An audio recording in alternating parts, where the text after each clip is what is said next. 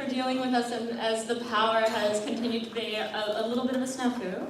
But I'm so honored to introduce a man who does not need introduction. To give our closing keynote on memory safety. Halvar Flake is a security researcher and entrepreneur well known for his contributions to the theory and practice of vulnerability development and software reverse engineering. And yeah, I guess we'll have you take it away, Halvar.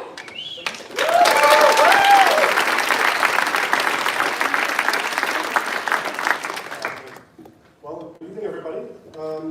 My name is Halvar. I was just introduced, so I guess I can start with the talk. I'm still trying to get to grips with the power situation. It's quite the adventure. The screen is locked now. So. That's nice. I thought you were being inspiring. Right, so the talk is titled, Is This Memory Safety Here in the Room with Us?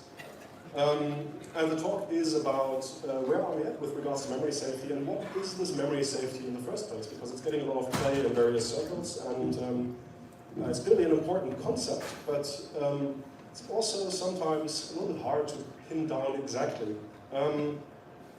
So let's get started. The first question is, why would we want something like memory safety in the first place? And I'll take a very zoomed out, abstract, high-level view of why memory safety is a useful thing. And this view, we have a concrete computer, like a CPU, that we want to run some stuff on, or we want to do something. But the something that we wanted to do is actually a sort of finite state machine that we would like to have. So we've got this very complicated, very powerful device that has an extremely large number of states. And really we want something that has many fewer states, and we write software to emulate this thing that we want to have that has many fewer states than the machine can have on this very complicated, very powerful device. So we design a machine that we want to have, which we usually call our software, and then we implement it, and yeah, we try to run the software that we would like to have on the machine that we have. And this FSM has a bunch of states that we have intended it to have, which we call sane states, where everything is going peachy, the software is doing what we want it to do.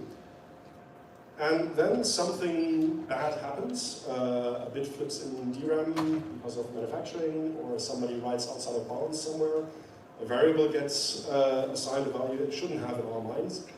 And we enter a state that isn't part of the original design, a so-called weird state, a nonsensical state, a state that really shouldn't be there if we had our way and hadn't, like something unforeseen hadn't happened. And then we still get to apply, as an attacker, transitions on this state. And these transitions are essentially functions that take a state and they spit out a state. But now we're feeding them with states that shouldn't be there in the first place. So we get one weird state. We apply a transition that is designed to go from a sane state to another sane state. It's now applied on a weird state, and we get to another broken state, and so forth. So we've got this machine, somebody shakes the machine really badly, it goes into a state where it shouldn't be, and then we keep on interacting with this machine, which is now in a state that it should have never entered in the first place. And we keep on driving this machine through these states where it shouldn't be, to a place where it shouldn't go. And that's what we do as attackers, that's pretty much our day job. And eventually we drive this machine to somewhere where security properties are violated. And in practice, this is not a trivial violation normally. Like we're looking for something where the machine does something that is really outside of the bounds of the imagination of the person writing the software. In some sense, like a car thief does not expect the car that they're breaking into to grow wings and start flying. But largely, when you take over a machine, this is what you're doing. You're really transforming what the thing does, largely by unlocking power that is latently there, but is just barely constrained by the software. So, in real-world machines, you've got this nested set of states. I have another picture that I didn't put on the slides, which is essentially a Mozartkugel, like an Austrian confectionery. If you cut it open, it looks roughly like this diagram. And you've got sane states, the states that the software should be, or the machine should be in. And then you've got the documented states that the machine can be in theory. And then you've got, of course, more states where like real physics start playing a role.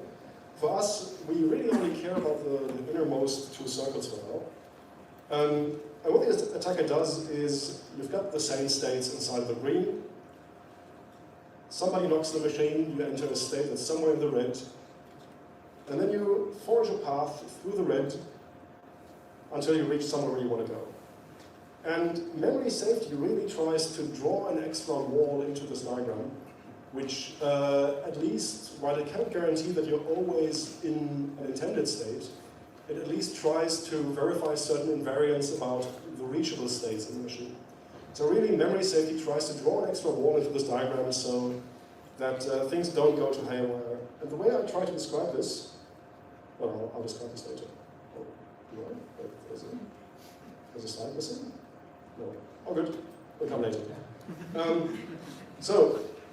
Really, when you're programming, you have the machine, which has a lot of different states that you can reach, and your different programming languages, to some extent, allow you to reach different subsets of the state space. So if you have just a small finite state machine, let's say a very simple UI app that you can run on the thing, there's very few states on the machine that you can reach. They're very constrained by this original application. If you've got a regex engine that allows you to input arbitrary regex, so you can reach larger state space.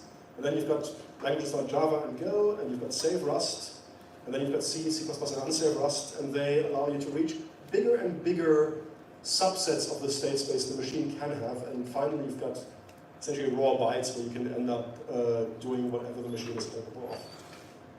It's important to keep this in mind that, in essence, the programming languages try to restrict the number of states to some extent as well, particularly when it comes to things like garbage collection and so forth. So, what does memory safety provide? In C and C++, pointers and array indices are exchangeable, but also very special in a very particular way. Corrupting a pointer or an array index and writing after it, or writing to a pointer after the memory has been released, essentially throws everything you can say about the state of the overall system out of the window very quickly. Like, I like to describe this as you're letting the unicorns escape. Right? So you're just barely containing the unicorns in your machine, and then once you dereference or once you write to a pointer that is no longer valid, really anything can happen. Rainbows, unicorns, wings sprouting on a horse. Things go really, really crazy. So the reason why this happens is that a pointer that has gone out of bounds can point to pretty much anything. Like, you really don't quite know what will appear underneath a pointer that has gone out of bounds or that has gone out of validity. And then writing to it breaks the relationship between the source code of what you're running and the state of the machine almost entirely. Like, once you've done so, it's very, very difficult to make any sane reasoning about the states of the machine from the source code. And it turns out that pointers and array indices are special in this way because normal business logic variables do not behave like this. Like, the cascading effect of one of them being wrong is not nearly as disastrous. Usually you can still reason pretty well about what might happen if you're just corrupting business logic. So, what does memory safety provide? If you're providing memory safety, you keep the abstract machine that your original language designed largely intact, which means in this diagram that we have where the different languages can reach different sets of states, you're still constrained to the states that the language allowed you to reach. You're not doing something particularly insane. So, in some sense, a link between the syntax of your language and the source code and the behavior of the machine is maintained. A horse largely stays a horse. It doesn't grow horns or wings or anything like it. The software stays on some level of tracks, even though it may be buggy, even though it may move too much money around, and so forth. It doesn't do arbitrary stuff. As an example, very, very naive example, but let's say you take a memory safe input program and you just draw a graph with edges where on the left-hand side you've got a type that is being assigned to, on the right-hand side you've got the type that you're assigning from, usually contained in an encapsulating data structure. That graph will stay largely valid no matter how buggy the program is, as long as you don't corrupt pointers or array indices. So you can still have some amount of reasoning of what's happening just from the source code. Okay, so how do we achieve memory safety in reality? It's usually, well, there's many components to it, and there's many competing definitions of memory safety. I guess a good, well, one of the definitions of memory safety is no matter what you do, the language will stay in defined behavior. Not sure whether that's a perfect definition. In practice, the two things people care about are spatial safety, which means you can't go out of bounds with your array dereferences, and temporal memory safety, which means you can't dereference a pointer after the memory underneath it has been released and reused. And in theory, you can prove the absence of, you can prove these properties. This program is spatially safe and temporally safe. For arbitrary C and C++ programs, if you had a sufficiently powerful static organizer and proof checker, but in reality, this isn't done, so you have to modify your, well, in reality, it's not feasible yet. So you modify your languages and sometimes your hardware to have safety mechanisms that allow you to have spatial and temporal memory safety. They're usually implemented either in runtime or in compile time or in a combination thereof. And we have to remember that application logic can still become arbitrarily confused, but the goal is to avoid such confusion to ever corrupt pointers or array indices which are equivalent to a pointer. Okay, so in practice we obtain spatial safety by doing runtime array checking. And you do that by moving all your array accesses in your language to a centralized short point, like an array class or something like it. You have to remove pointer arithmetic, because you need to have everything go through that short point. And if you do need pointer arithmetic for your software, the assumption is usually that the only reason you need it is because you need a subset, like a continuous subset of an existing array. So you introduce something like a span class or a slice in Go, which allows you to do the things that you usually want to do with pointer arithmetic in a safe manner while still providing the language with the unique short point at which they can check dereferences. You also try to remove direct array indexing from the language by having more iterate over every element of the container style loops than loops with an explicit index that you need to check. This is a combination of compile time and runtime measures. And then we get to the more difficult problem, which is temporal safety. And the thing really is there's a variety of different techniques for obtaining temporal safety, all with their pros and cons. The most popular one is garbage collection. You just remove the ability for people to manage memory manually, and you have an algorithm that runs in the background to collect memory and free it again. There's reference counting, where you just count how often people are keeping a reference to a piece of memory. And then Rust really innovated when it comes to production-ready languages by bringing a whole bunch of research from the more esoteric academic proposals into practical use. What they do is they enforce strict ownership where a memory area has to have exactly one owner. And you also have essentially one owner that can mutate things in that memory, or you have multiple references to it that can only read. The mutual exclusivity between having multiple references and that can modify, meaning only having one reference that can modify or having multiple readers, also excludes dangling pointers, because if you only have one reference that can modify, clearly you can't have a second one still referencing to it. Anyhow, so we end up with this list of different flavors of memory safety. There's 5 of them, and I'll just go through the 5 flavors. There's actually more, but for simplicity's sake, the 5 major ones will be discussed here. The first one is, you see the unicorn in a cage made out of a hopefully complete lattice. So we're doing proof checking on software. So in essence, there's an approach usually done in avionics for mission critical systems that are very, very simple. You literally write C, C++ code, usually C code, a subset of C code without dynamic memory allocations, and you co-design your source code with a proof checker on the side, so you can prove absence of runtime errors and fairly strict bounds on latency and so forth for your software. That's really not done very often. Like Airbus has done it for their fly-by-wire system, it's done in some avionics systems, but it's not really something that you do on the consumer side very much because the cost for developing such code base is quite extensive. And usually, or at least in the Airbus case, they pretty much designed the static analyzer over a period of years while they were writing the software, so they could always extend the static analyzer to check their software. So it was an expensive endeavor, but it is possible.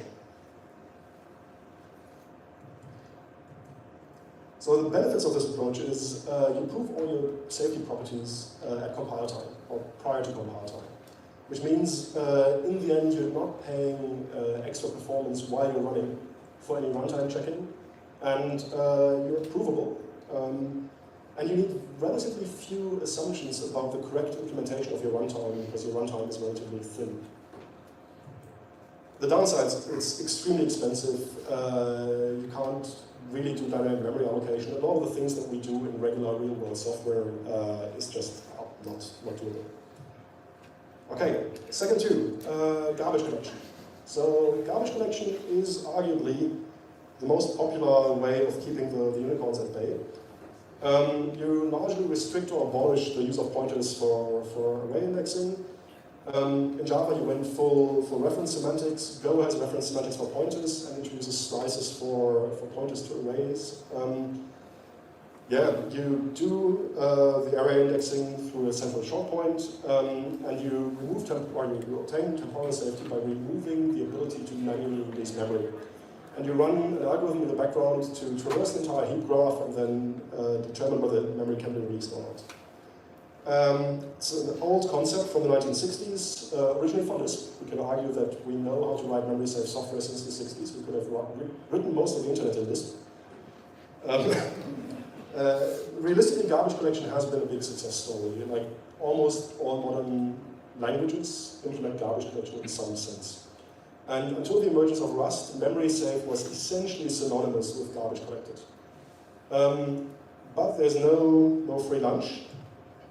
And one thing to keep in mind is the most important wall that everybody should know about is the memory wall.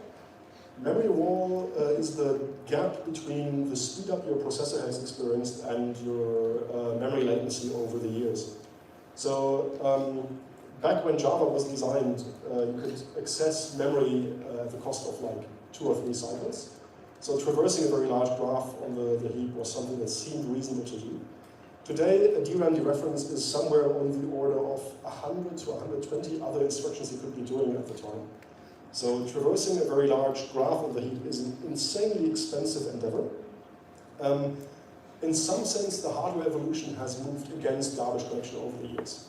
Meaning the hardware, by virtue of the memory gap growing, has gotten less and less friendly to garbage collection.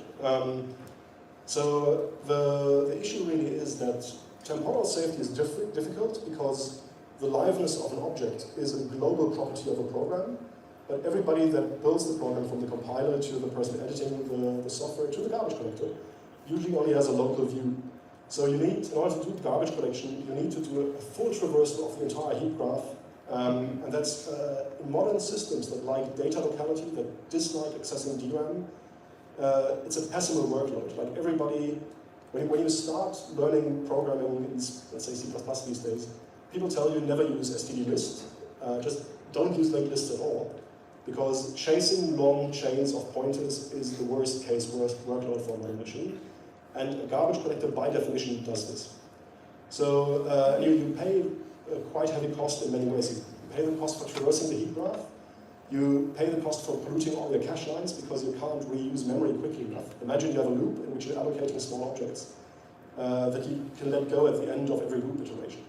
So in a non-garbage collected language, you're using the objects, you're releasing them, you're reusing them because your allocator will hand them back to you. In a garbage collected language, you're going to pile them up on the side and then garbage collect them and then reuse them, which means instead of reusing the same physical memory addresses, which are then very cache friendly, with trashing the cache all the time. And you're consuming much more memory, and that translates to both dollar, in terms of costing you more DRAM to buy, but also more power consumption in practice. There's a beautiful paper in 2005 where somebody tried to quantify like how much am I paying for garbage collection. It's a great paper, everybody should read it. And honestly, if we weren't in such a bizarre situation, I would encourage people to just fund a grad student to rerun it on a lot of garbage collectors. But the paper essentially establishes that you can get cycle equivalent performance from a garbage collector, provided you give the machine 5 times as much RAM. And if you only give it twice as much RAM as manual memory management, you're going to pay up to 50% more cycles. Now, this might have gotten slightly better because garbage collection algorithms have improved, or it might have gotten worse, nobody knows. But the reality is you're paying much more in DRAM if you're running a garbage collector language, if you want to have similar performance to run garbage collection. And the napkin math for this is actually quite dire, because on a modern system, you're going to draw, like this is not a GPU system, this is a regular server, you're drawing 25 to 30% of the power budget into DRAM. So if you're now 5xing or 3xing your DRAM requirements, you'll probably double your power consumption of the thing. And we all know that modern data centers tend to be power constrained. The global data center power usage per year is about 100 billion. So if you have a significant impact on that, you're very quickly speaking tens of billions of dollars just in power consumption per year. So, well, I'll skip this slide because it's not that interesting. So we have another flavor, reference counting and runtime array checking. So you obtain spatial safety by runtime bounds checking, and you obtain temporal safety by reference counting.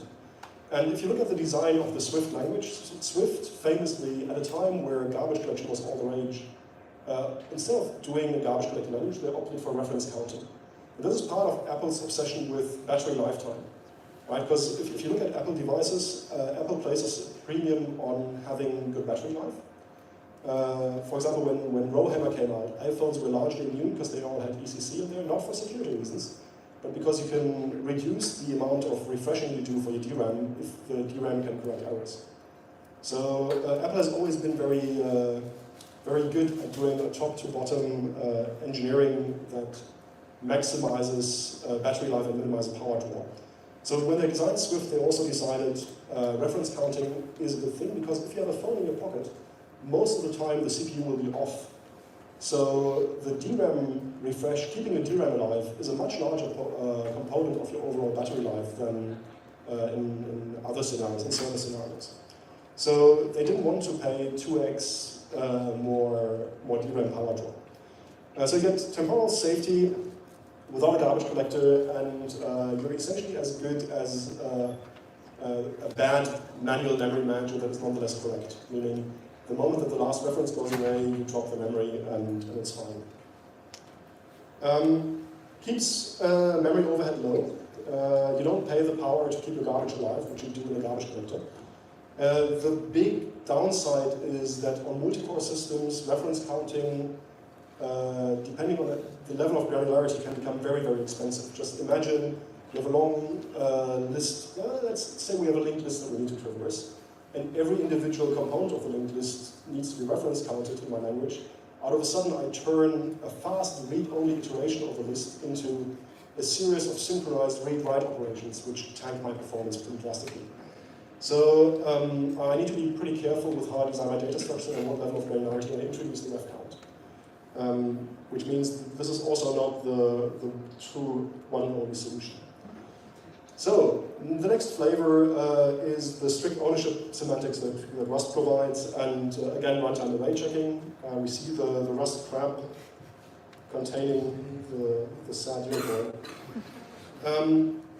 Rust's big contribution really was to kill the notion that you need to be garbage collected in order to be memory safe. And through that, the discussion, can we have memory safety in performance critical systems? Like we couldn't have had that discussion previously, because we didn't really have a production-grade programming language that has memory safety guarantees, that doesn't have all the problems of a garbage collector. And the idea is, like, there's a number of design choices in the Rust language that are very clever. You have this exclusivity, either one mutable reference or multiple immutable ones, and that removes use after freeze. It also removes the possibility of mutating data structures while you're iterating over them. Iterated invalidation is a very common problem in C++ code bases. For better or worse, meaning you can't do this anymore, which can have performance impacts because sometimes you want to simultaneously iterate over something and update it at the same time. There's some cost to do this, because Rust code requires you to do lifetime annotations sometimes. In general, when you're deriving a reference to something from other references, you need to, well, tell the software that the lifetime of this reference depends on the lifetime of the original objects I will derive this from. Long story short, Rust has been somewhat of a game changer. We have the possibility to have memory-saved programs without a garbage collector, and with all the drawbacks, without all the drawbacks of the garbage collector. And Rust got a lot of things right. So you have a type system that allows you to prove temporal safety at compile time. You introduce the runtime checks to get spatial safety, and Rust tries more than other languages perhaps to avoid indirect dispatch, which means the compiler can reason better about the resulting binary, which means the compiler can omit more of the bounce checks, absorbing some of the runtime cost of bounce checking all the time. It has a bit of a learning curve. I think everybody that starts with Rust has a bit of a traumatic first contact with power checker.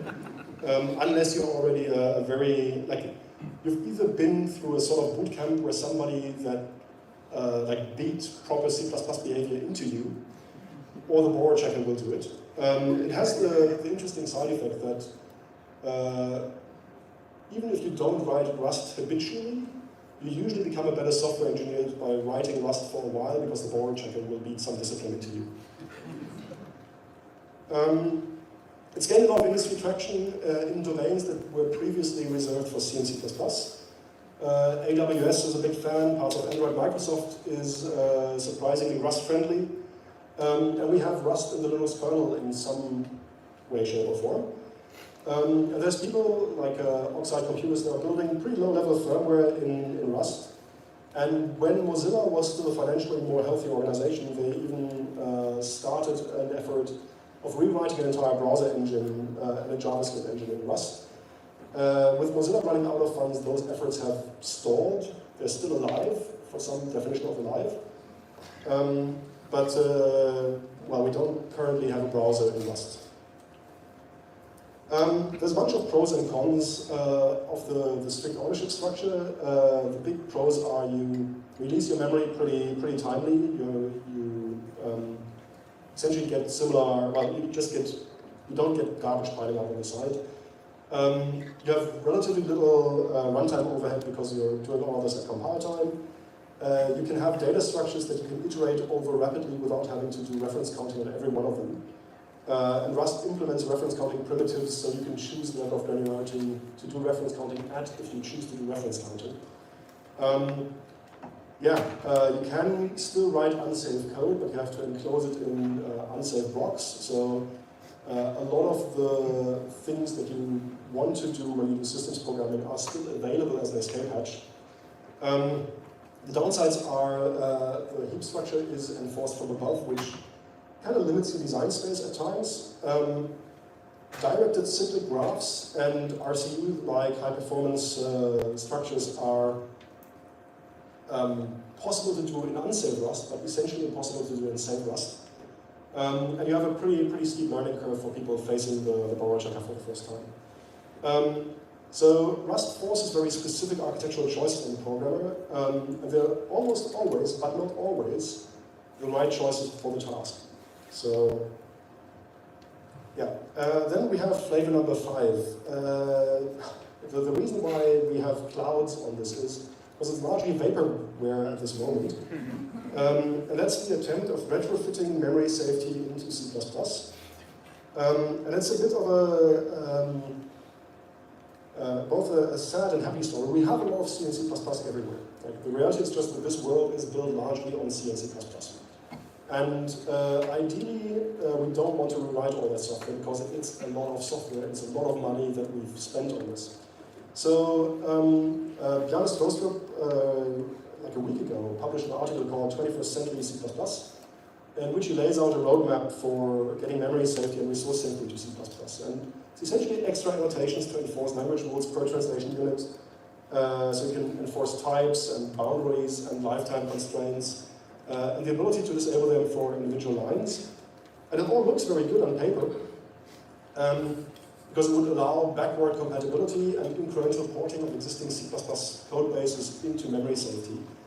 The real downer is it's really an approach on paper, and the C++ profiles, security profiles working group has been working on this since 2015, and we don't have an actual memory safe prototype to do this in C++ now, so it's been essentially 10 years of not getting there. And Sean Baxter, who worked on this for a long time, wrote a he's one of the Circle language folks, he wrote a very detailed and very good article last fall about his criticism of the C++ safety profile approach and why he thinks it cannot work given the constraints the C++ community has set themselves. So, there's not much more to say. I should mention there's various hardware approaches, memory tagging and Cherry. I'll be very quick about them. Memory tagging essentially adds a couple of bits of extra metadata into every pointer, and then whenever you dereference the pointer, it ensures that these metadata bits match the underlying memory allocations, metadata bits. It is implemented in some ARM cores these days as a relatively good mechanism. It's a reasonably good way of retrofitting some semblance of memory safety into existing C++ code bases. Comes at a certain DRAM cost because you need to store the metadata bits somewhere. I'll not go too much into it. Likewise for Cherry, I'll skip over this because while we have real silicon implementing this, I don't think it'll hit any device that we care about anytime soon. I should mention the miracle pointer as well, but I'll just go over this because it's already turning into a bit of a slog. Like memory safety is a topic with many nuances, and everybody has some idea on how to improve it. So the things that we have learned already about, like from essentially the Rust experience, is that the big wins are when we manage to turn problems that are normally only solvable by whole program analysis into problems that can be locally solved by the compiler. And the global nature of determining liveness is one such thing. You get problems when you mismanage it, so you get memory corruption, or it becomes very costly when you try to do it in an automated manner, garbage collection.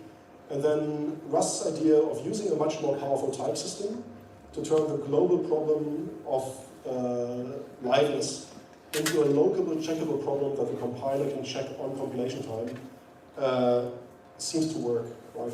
If you can turn any problem that you have into something where the compiler can reason about one function at a time and then compose everything into a working thing, it works. And what's funny is, if you squint, proving local properties for each function and then composing the local proofs into a whole program proof of safety with the use of copious annotations in the form of type specifications, you end up doing almost the same thing that they do in the avionics case, right? Because you're co-developing your software with the type system that beats discipline into you all the time. It's very similar to writing C code and have a theorem prover try to prove stuff all the time. So in the limit, the approach of verification in the avionics systems by whole program analysis and the approach of strengthening your type system and turning more and more of the type system checking on compile time into a theorem prover approaches the problem. It's essentially the same. If you squint enough, it becomes the same approach. And Rust is already adding a Prolog-style theorem prover into the compiler to deal with implications inside the type system. So we're already converging to something similar there. Anyhow, all of these approaches are not free.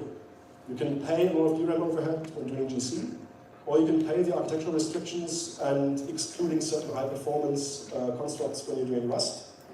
But you can't have all your performance for free while getting memory safety. Which shouldn't be surprising, right? Because you're restricting yourself. So where does this all leave us?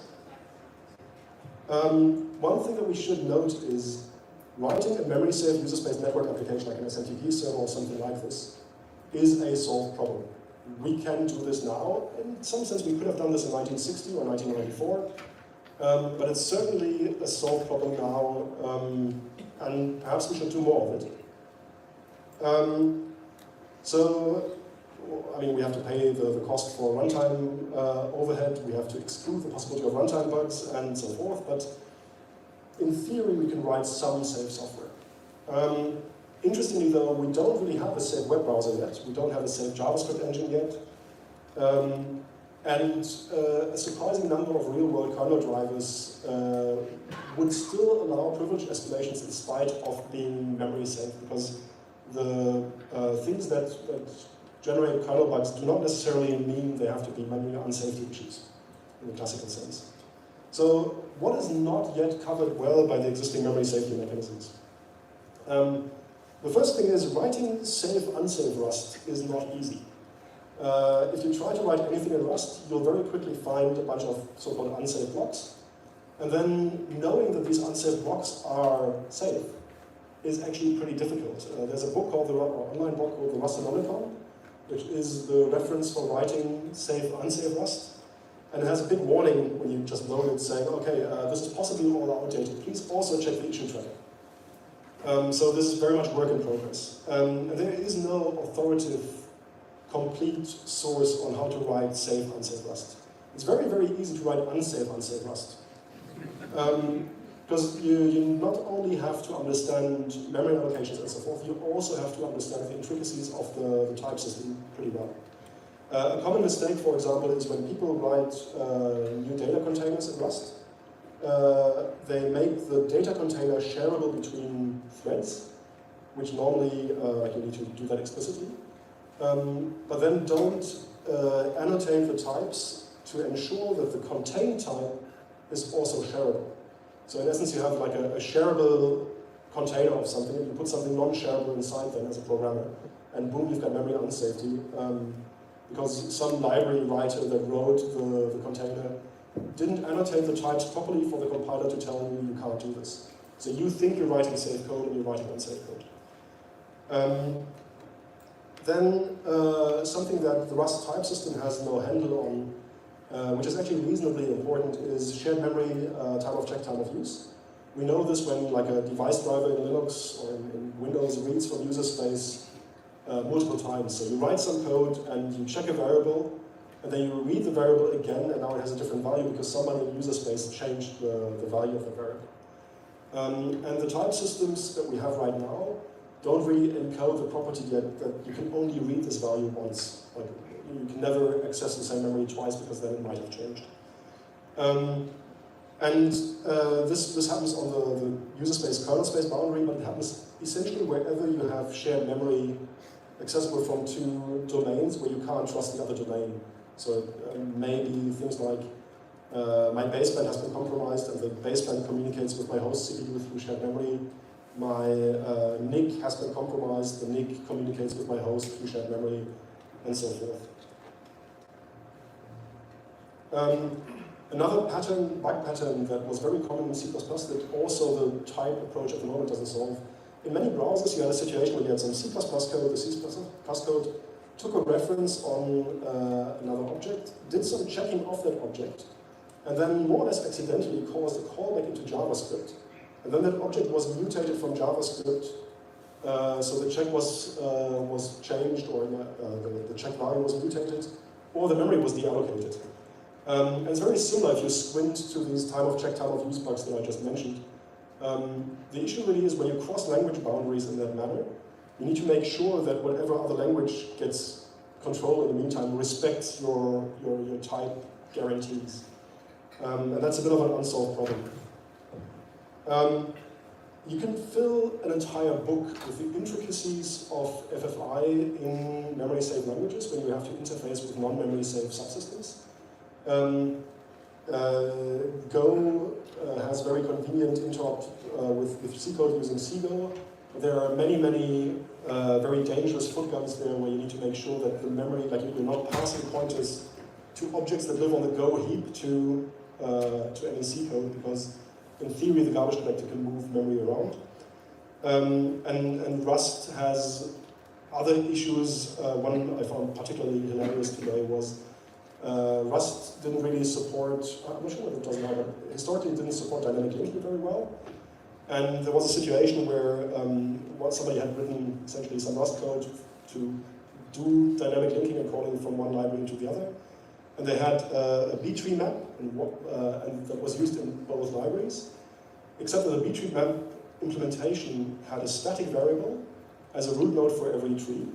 And now they ended up having, like the one library had one static variable here, the other library had a static variable here, and they passed the pointer from this library into that library, and that library then freed that B-tree map, comparing whether the root of the tree was equal to its own root and freeing all other nodes. Because the tree came from here, it just ended up freeing all the nodes, including the static variable over here, and you had a memory corruption.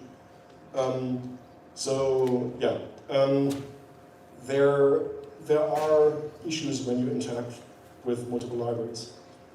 Another thing that happens is when you have, like in the rare case that you really need to have a directed cyclical graph, there's only two ways of doing it in Rust, and that is using array indices into a pool of nodes.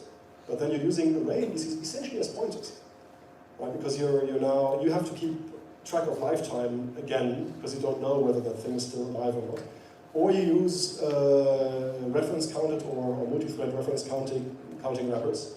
But then you need to be very, very careful about not doing cyclical references and leaking memory.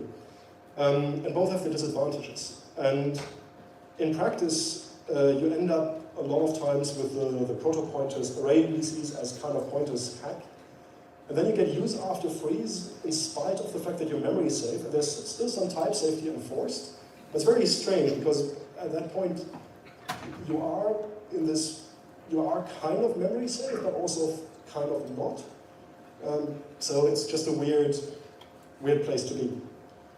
I mean, Git miscompiles almost all the browser bugs we've seen in recent years were not issues of memory safety, there were issues of the compiler that generated the code being mistaken about some optimization.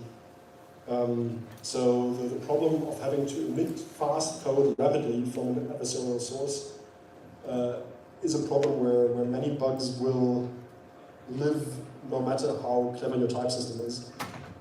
You've got all the hardware errata, when you can get the hardware to misbehave, your memory safe language won't catch you. Rawhammer, there's a hilarious thread on the Mozilla dev forums from 8 years ago where AMD's Bobcat laptop CPUs had an errata that the Mozilla guys kept hitting with their JIT. And they tried to debug all these strange crashes they're getting, only from the symptom of getting execution traces that cannot happen. Issues like leaking memory through SIMD registers in the CPU. There's a paper called Cores That Don't Count that points out that at sufficient scale, you get defective CPUs that are silently defective and silently probabilistically defective. Now this isn't very useful for targeting one particular target, but it's reasonably useful if you're attacking a cloud provider, because you can just ask for a new machine repeatedly until you get a machine that has the desired insanity. So there's a lot of weirdness that we don't know how to deal with very well when it comes to shared memory communication between devices. The CPU in modern systems is more and more becoming the bottleneck. The systems that we're looking at are more and more mutating to a sort of network of systems that all communicate via shared memory. At the moment, the CPU still sits in the middle, so you have CPU and GPU communication via DMA, you have CPU and NIC communication via DMA, but no direct communication yet. But my prediction is, because it's so difficult to shovel all the machine learning training data from the network into your GPU, you'll get direct shared memory between NIC and GPU pretty soon. and also between storage and GPU. So you'll have almost a mesh of devices that communicate with shared memory. And I don't think we're very sophisticated at writing programs to do that yet. And driver logic for managing shared memory is prone to logic bugs. There's a link here. Mali, GPU, mobile, some driver bug that allows you to map memory in a way that you shouldn't be mapping it.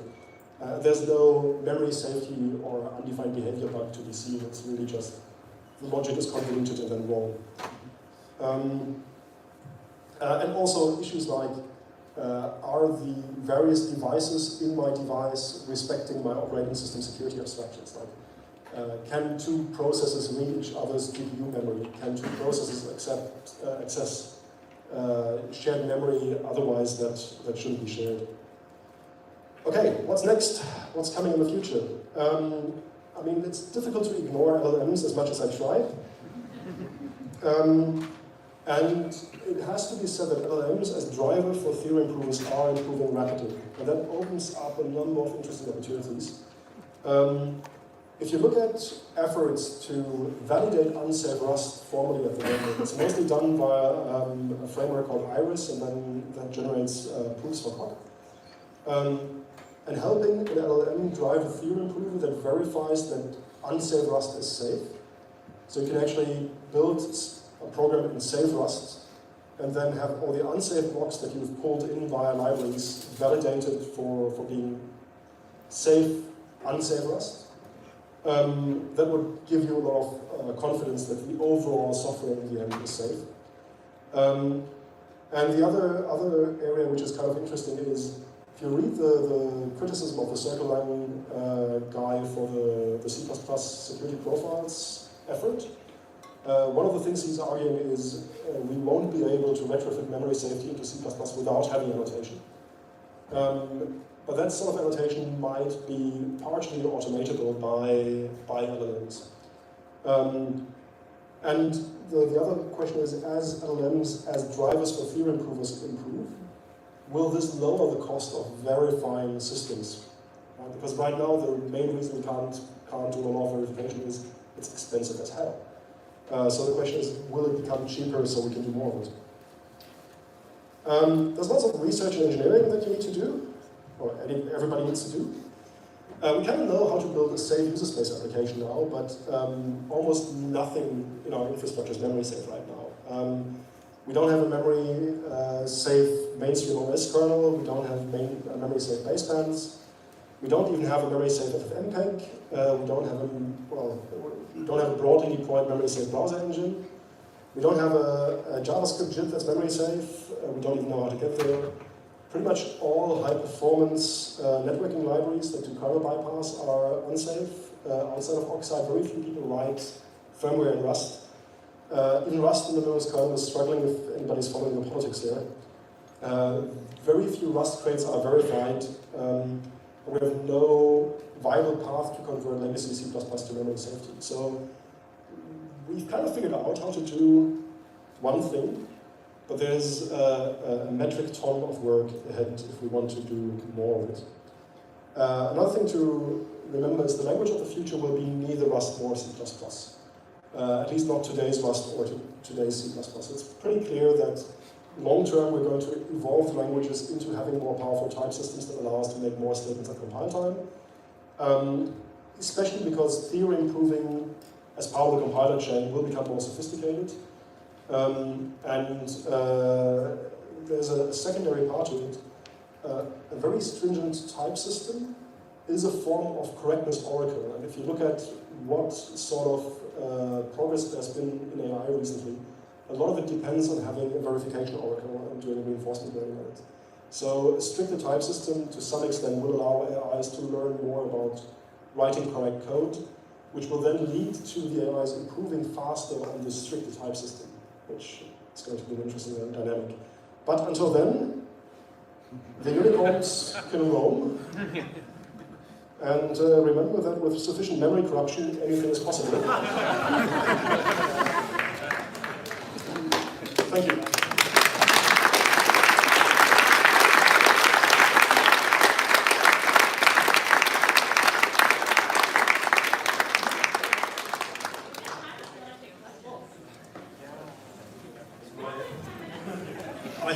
to escape the questions. No,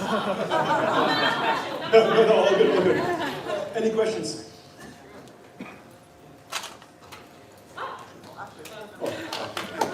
Yes.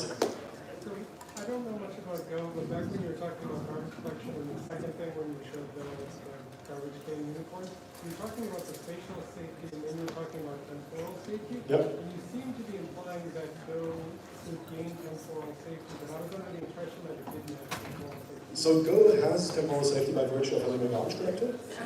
It doesn't necessarily have multi-threading safety.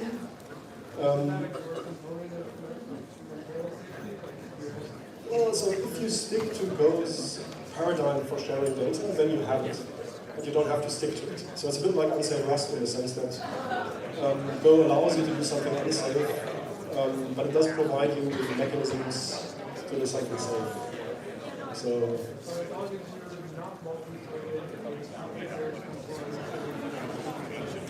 So as long as you use Go's channels for sharing data between threads, for sending data between threads, then you're safe. The moment you share mutable state, you're not safe. All right. Thank you.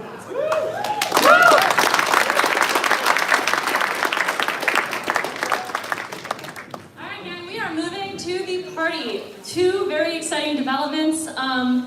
There will be temporary tattoos there, and in order to fundraise for additional generators, I have this limited edition swag that I was going to give the organizers as a present, but instead we've decided to fundraise for our generators and our additional lamps for tomorrow instead, just in case, 50-50 chance if we have power.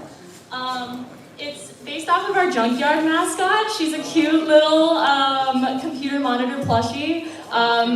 In order to make sure that we can generate the funds to do so, because we only have 20 of these that we're selling. It's a minimum donation of $130, which I know is expensive, but so are our backup generators that we had to go source from REI today. If you see somebody with one of these, they are for sale, and otherwise we'll see you at the party tonight. Thanks all.